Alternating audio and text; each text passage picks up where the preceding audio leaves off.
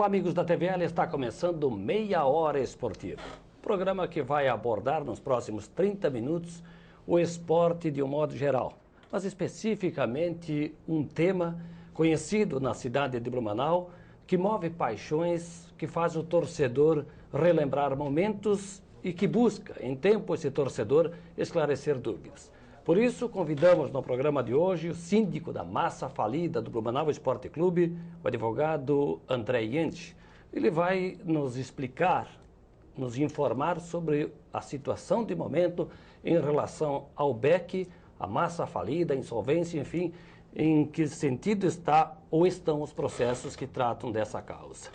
Na abertura do programa, devo informar que a ERIG acabou perdendo o jogo na prorrogação para o Clube de Caça e Tiro Lages na Copa Santa Catarina de Futsal. O jogo foi disputado nesta quarta-feira no ginásio da Associação Desportiva ERIG. A equipe blumenauense venceu no tempo normal por 1-0, foi para a prorrogação onde acabou perdendo o jogo por 1-0. Foram 10 jogos na Copa Santa Catarina. A equipe blumenauense venceu 8 e quando foi para a fase de mata-mata, perdeu o primeiro jogo em Lages, venceu em Blumenau, mas perdeu na prorrogação. Assim, a equipe de Lages vai decidir com Pinhalzinho o título da Copa Santa Catarina na melhor de 2 partidas. A equipe de Blumenau, mais uma vez, para na fase semifinal da competição. André Jentsch, síndico da massa falida do Blumenau Esporte Clube, muito obrigado por ter aceito o nosso convite e participar do Meia Hora Esportiva. Obrigado, Minosso. Eu que agradeço e é um prazer estar aqui na TVL e poder explicar para ti e para os telespectadores um pouco mais sobre esse processo aí que já dura mais de 10 anos e que agora está chegando no final feliz. Bom, foi um despacho recente da juíza responsável pelo caso, né, que decidiu primeiramente pelo pagamento das ações trabalhistas. Exatamente. A gente teve durante 10 anos de processo uma análise com todos os processos, com todos os credores que jogaram futebol, que foram atletas, que foram massagistas, técnicos, né, os impostos, as dívidas que o BEC teve ao longo da sua história. Né? Esse processo durou aí aproximadamente 10 anos, essa análise de todos esses processos, e agora culminou no início deste ano, então a autorização para iniciar os pagamentos desses créditos, o que a gente já está fazendo, a começar então, porque a lei prevê isso, o pagamento dos créditos dos trabalhadores em primeiro lugar.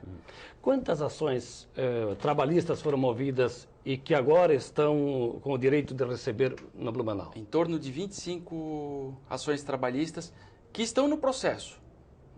Existiram outras ações trabalhistas, mas que por algum motivo os credores não resolveram se habilitar no processo de falência, então os créditos não estão relacionados aqui. Mas no processo são 25 ações trabalhistas. Alguma ação trabalhista foi movida e que não tinha procedência? Não, todas elas que foram habilitadas a gente acabou concluindo, o Ministério Público, eu e como administrador da massa e a juíza acabamos acolhendo todas as que foram habilitadas, foram julgadas procedentes e agora estão na relação dos credores. Até para que o torcedor do Blumenau Esporte Clube, o telespectador do Meia Hora Esportiva tenha uma ideia, do ponto de vista jurídico, por que a justiça, num caso como esse do Blumenau Esporte Clube, nomeou um advogado? Quais são os critérios para escolher esse advogado, no teu caso, para gerir essa massa falida? Bom, isso é até interessante a tua pergunta, até porque criou-se na cidade mas o André não entende absolutamente nada de futebol. E realmente, eu não entendo de futebol, mal tem um time que eu torço, né? Apesar de ser torcedor do BEC na década de 80. Mas o critério aqui, ele é técnico e é confiança. O juiz, ele só nomeia para um cargo de síndico ou um administrador judicial, de uma recuperação judicial, por exemplo, de uma empresa, uma pessoa que ele confie. Por quê? Porque é uma pessoa que vai administrar o processo junto com o Ministério Público e também junto com o juiz. Então esse é o critério, é alguém que tenha conhecimento do direito e que saiba analisar sem a paixão de um torcedor, porque mas por que não foi algum dirigente de clube, por que não foi um torcedor? Não, porque aqui tem que ter isenção de ânimo. Aqui a questão é técnica.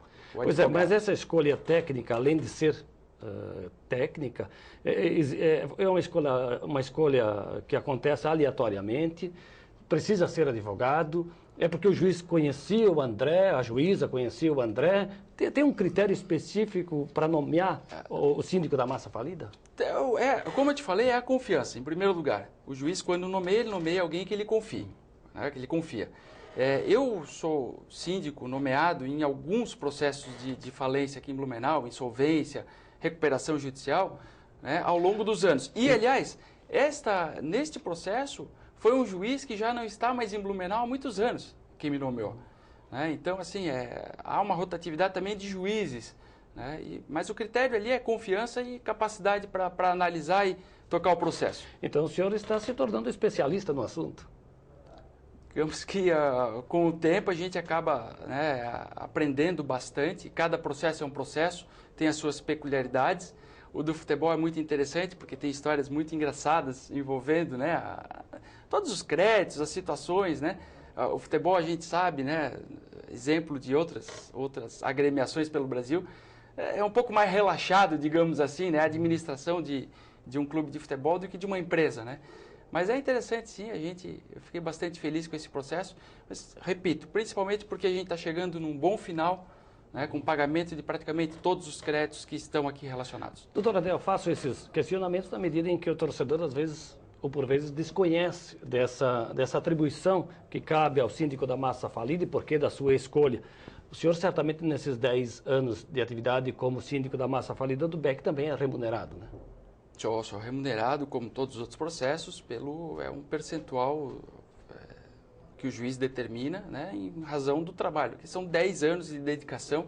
E, na verdade, o processo ainda não chegou ao final. O processo ainda vai levar alguns anos até terminar, porque ainda tem algumas questões para serem analisadas, a própria questão da marca, que a gente provavelmente vai falar depois, né, mas há uma remuneração, sim.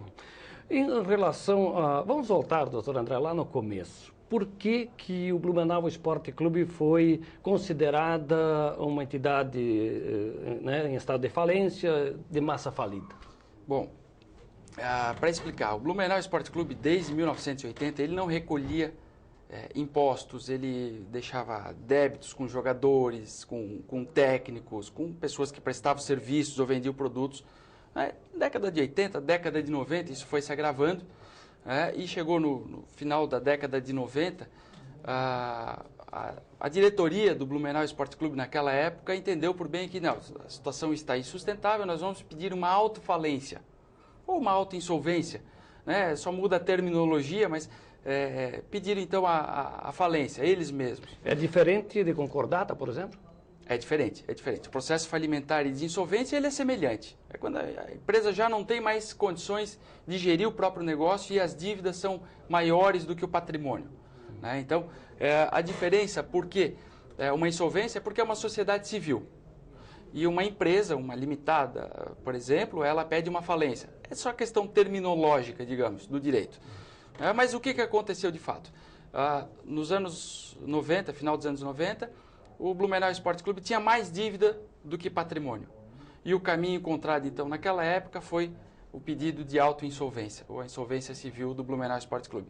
Para quê? Para se reunir, então, todos esses créditos, todos esses credores, num processo só, apurar o patrimônio, vender o patrimônio e, com esse dinheiro, poder pagar os credores.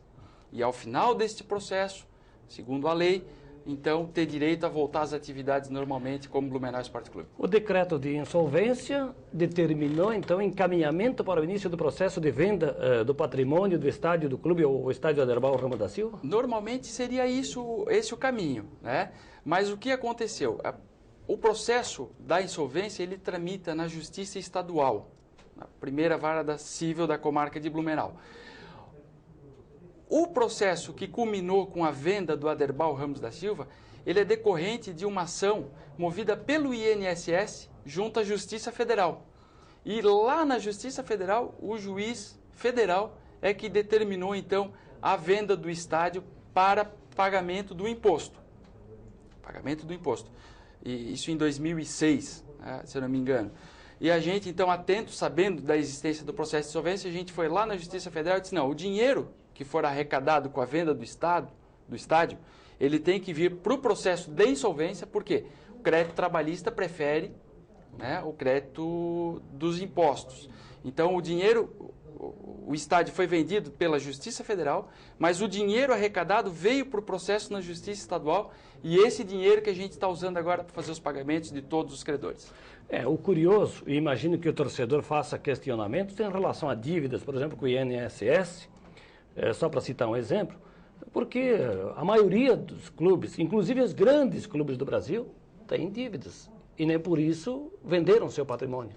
Vem acumulando dívidas e mais dívidas. Mas aí é uma questão, assim, eu não posso te falar pelo passado, né, antes de eu ter assumido esse processo, e eu não sei a situação de outros clubes. A gente sabe que tem clube com mais de 250 milhões de dívida com imposto, às vezes até mais. E trabalhista também, e trabalhista. Que o Diego, o Romário, o Edmundo, o Vampeta e tantos outros que cobram na justiça, né, causas trabalhistas do Flamengo. Mas é aquilo que eu te falei antes, Minosso.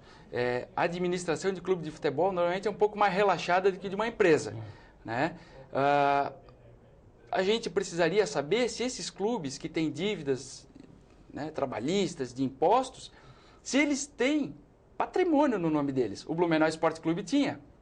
E a Justiça Federal, o INSS, pediu a penhora sobre o terreno do Aderbal Ramos da Silva. Esse terreno, doutor André, consta pelo menos, não sei se é lenda ou se tem procedimento aqui nos autos, de que parte do terreno do estádio Aderbal Ramos da Silva foi doado pelo então governador do estado, terras públicas, portanto, Aderbal Ramos da Silva, que inclusive emprestava o seu nome ao estádio, parte do terreno também pertencente à Marinha, enfim, foi vendido num todo ou fracionado o estádio Aderbal Ramos da Silva? Não, até é importante a gente esclarecer isso para o telespectador. O que aconteceu? Em 1946, o governador Aderbal Ramos da Silva, ele fez uma doação definitiva de terras para o Blumenau Esporte Clube. Na época era Brasil Futebol Clube, depois passou para o Palmeiras e Blumenau Esporte Clube. Bom, nessa doação não havia nenhuma cláusula de reversão e era uma doação definitiva de terras. Tanto que a Justiça Federal encaminhou o processo, né, da execução para o leilão, né, o imóvel foi leiloado, o Estado de Santa Catarina achou que era ilegal essa venda, questionou na Justiça, perante a Justiça Federal, essa venda, perdeu a ação aqui em Blumenau, recorreu para o Tribunal Regional Federal lá em Porto Alegre e perdeu novamente a ação. Os desembargadores disseram: o estádio ou o terreno, ele tinha sido parte doado pelo Estado, mas foi uma doação definitiva de terras e isso incorporou ao patrimônio do Blumenau Esporte Clube e, por conta de dívidas com impostos, ele podia sim ser leiloado, vendido como de fato foi. O preço que ocasionou o leilão, que foi arrematado o estádio, estava realmente dentro dos valores da época? Segundo a Justiça Federal, sim.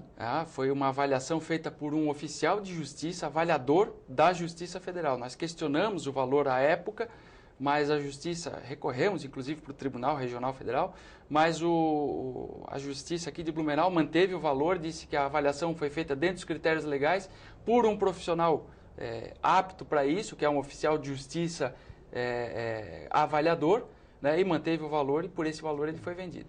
O senhor tem lembrança dos valores do arremate? Faz quase 6 anos, mas foi R$1.305.000. E qual foi o paradeiro desse dinheiro? Está em juízo? Esse valor foi depositado, como eu te disse, na Justiça Federal. Nós pedimos, então, que esse valor viesse para o processo civil, para a insolvência civil, para então podermos pagar. Hoje nós temos atualizado R$2.440.000 depositados, tirando já aqueles credores que já receberam, então que a gente já deve diminuir ali desse valor depositado. Pois é, desses 25 reclamantes de ações trabalhistas, quantos já receberam? Minosso, já receberam 17 credores, né? Nós ainda temos trabalhistas, né? Nós ainda temos uma relação com 8 credores. Eu até, se você me permitir, eu gostaria de ler aqui o nome desses credores, que por ser um processo antigo, né, ele data de 2000, muitos credores a gente não conseguiu localizar o advogado, ou não conseguiu localizar telefone de contato ou endereço deles, Então, se a gente puder fazer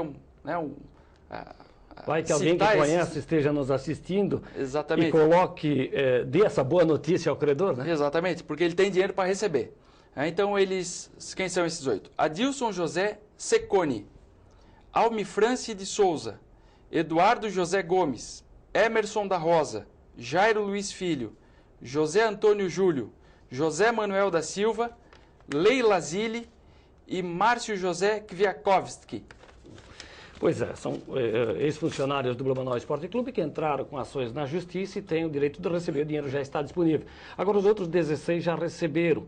E pela relação dos nomes, muitos às vezes não são conhecidos, não são identificados pelo torcedor, porque jogador de futebol, a maioria usa apelido. Por exemplo, para citar aqui o caso do Francisco Gastão. Quem sabe quem é Francisco Gastão? Chicão, né? O artilheiro de Deus. Esse já recebeu. Esse já recebeu. Está feliz e vai construir agora a casa própria dele lá no interior do Paraná. Então ele recebeu um bom dinheiro. É um bom dinheiro. Pois merecido. Trabalhou, trabalhou. Quem trabalha merece receber. Pois é. Depois do pagamento, né? Naquela época aí tinha o Chicão, o Gacém também estava nessa lista. O técnico, que agora é colega, é comentarista de esporte, o Rui Guimarães, para citar alguns conhecidos, né? Mas, efetuado esse pagamento das ações trabalhistas, qual vai ser o próximo passo para continuar pagando a quem tem, tipo aqueles prestadores de serviços, credores do BEC? Bom, terminado agora, a gente vai terminar com esses 8 pagamentos. Se por um acaso não forem localizados esses credores, a gente vai deixar o dinheiro depositado lá na conta, vai continuar rendendo a correção monetária, eles não vão perder. Mas o dia que alguém achar, se eles vierem para o processo, pedir, eles vão receber. Mas o que vai acontecer agora? Pela sequência que a lei estabelece, nós vamos começar agora a pagar créditos para fiscais e depois os créditos fiscais, que são os impostos. E aí começa imposto federal e depois imposto municipal, que é o IPTU. Pela ordem, primeiro ações trabalhistas, depois os impostos. Impostos federais, e aí há uma divisão nos impostos. Impostos federais no primeiro momento e depois os impostos estaduais. Terminado esses pagamentos e os impostos, creio eu, que vão tomar quase que todo o valor que está depositado, aí nós passaremos para os créditos quirografários, que é o senhor que vendia frutas e verduras, o supermercado, o hotel que hospedava o atleta. São as dívidas quirografárias que a gente diz, que serão os últimos a receber. Bom, e aí demanda de mais um tempo. E tem muitas ações nesse sentido? Praticamente todas elas já foram analisadas. Nós ainda estamos esperando 2 ações do município de Blumenau, que são os impostos devidos, IPTU, que ainda depende de um julgamento aqui, mas já temos os valores aproximados, o dinheiro vai ficar reservado, de qualquer forma, se sobrar dinheiro para o município. Terminando isso, a gente vai fazer o pagamento de quem ainda tem direito e a hora que acabar o dinheiro, porque o dinheiro vai acabar e não vai pagar todo mundo. A dívida é muito maior do que 2 milhões. Até porque a dívida nós estamos pagando corrigida, mas sem os juros. A lei fala, primeiro se paga a dívida corrigida, depois disso, corrigida com o INPC. Depois disso, se sobrar o dinheiro e tiver pago todos os credores, aí nós partimos para a aplicação dos juros. E aí começa, os credores trabalhistas vão receber a correção dos juros do período. E assim vai a sequência. Dr. André Yanch, síndico administrador da massa falida do Blumenau Esporte Clube. Mas o Blumenau tem o dinheiro contado, talvez não consiga, como o senhor bem disse, pagar todos os credores, mas tem um dinheiro a receber. Vendeu um jogador, o Edson Cafu, Edson Mendes, ao Bragantino, naquela época, nos anos 90, e o clube de Bragança Paulista não honrou com o BEC. E o BEC espera receber o passe daquele jogador. Na verdade, a gente tem uma ação contra o Bragantino desde o início dos anos 2000, porque realmente, como tu falaste, o Bragantino tomou um jogador do Blumenau Esporte Clube, não pagou na época, e transferiu esse jogador para um clube lá do Ceará, se não me engano, Motoclube. O Motoclube assim. É do Maranhão. Ou do Maranhão, então. Mas foi vendido lá para o Nordeste. Nós entramos com uma ação, cobrando do Bragantino, ganhamos essa ação, ela já transitou em julgado também, e hoje nós temos um crédito de R$1.250.000 aproximadamente, que nós estamos tentando buscar junto ao Bragantino, penhoramos já o estádio lá de Bragança Paulista, né? Fizemos, na verdade, uma pré-penhora, uma verbação na matrícula do imóvel, então já há uma garantia ali. Estamos tentando junto à CBF, dinheiro de repasse da Confederação Brasileira de Futebol para os clubes, estamos tentando bloquear dinheiro lá, Federação Paulista de Futebol também, e eventualmente a gente achar algum atleta do Bragantino, né, que o Bragantino tem algum direito, né, a receber de atleta, de venda, de comercialização, a gente também está no encalço deles para tentar trazer esse dinheiro para a massa falida. Por quê? Porque com esse dinheiro nós vamos pagar mais ainda as dívidas, vamos melhorar, digamos, Repita, a situação. qual é o valor que o Beck tem a ver do Bragantino? 1.250.000, isso atualizado até janeiro deste ano. Né, que É foi um a última bom dinheiro. É praticamente 50% do que a gente já tem depositado. E devo te dizer que o estádio Nabi Abichedi, que outrora chamava Marcelo Stefani, aí quiseram, ou o próprio Nabi quis se auto-homenagear, é um estádio de boa capacidade, um belo estádio, e que vale muito mais do que esse dinheiro. Vale, eu fui para lá, fui para Bragança Paulista já algumas vezes, já visitei o estádio, entrei lá no estádio, né, um estádio que hoje deve estar avaliado lá, seus 6 milhões, 7 milhões, segundo uma avaliação que a gente tem de um processo. Bom, isso é uma coisa que está correndo na justiça e que se espera é que o Beck receba esse dinheiro para honrar também seus compromissos. Agora, recentemente, um grupo anunciou a volta do Blumenau Esporte Clube aos gramados. O Beck, aquele que completou ou vai completar em julho 94 anos de existência. O Beck foi fundado com o nome de Brasil Esporte Clube em 19 de julho de 1919, depois veio o Palmeiras, depois o Beck. E está aí o Blumenau, que se apresenta para a disputa do campeonato da divisão de acesso. Inclusive já apresentou, é público, cores, nome parecido, símbolo, enfim. Como é que a justiça lida com isso? Bom, Minosso, isso é uma outra questão bastante importante a gente explicar para a torcida, principalmente para a torcida do Beck. O André não é contra o Beck voltar. Pelo contrário, o meu sonho é que o Blumenau Esporte Clube volte. Até porque a torcida do Blumenau é enorme aqui na cidade, a gente sabe disso. A gente encontra até gente que hoje vai para o estádio assistir o outro time que diz, pô, mas o Blumenau precisa voltar. Porque o Blumenau é que é o nome mesmo da cidade, que traz o espírito do torcedor mesmo. Né? Mas o que acontece? Tem que voltar? Tem, mas tem que voltar de uma forma legal. E como eu te falei lá no início, quando tu me perguntasse por que o juiz nomeou o advogado André Yenichin para tocar o processo, por quê? Porque ele é de confiança do juízo e ele responde para o juiz todas as situações que acontecem no processo. No caso específico aqui, o Blumenau Esporte Clube, ele tem um patrimônio material, que é um patrimônio tangível, digamos, que era o estádio, que é as instalações, coisas que a gente pode tocar, né, o patrimônio tangível.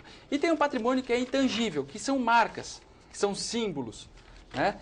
E esse patrimônio, ele pertence ao clube.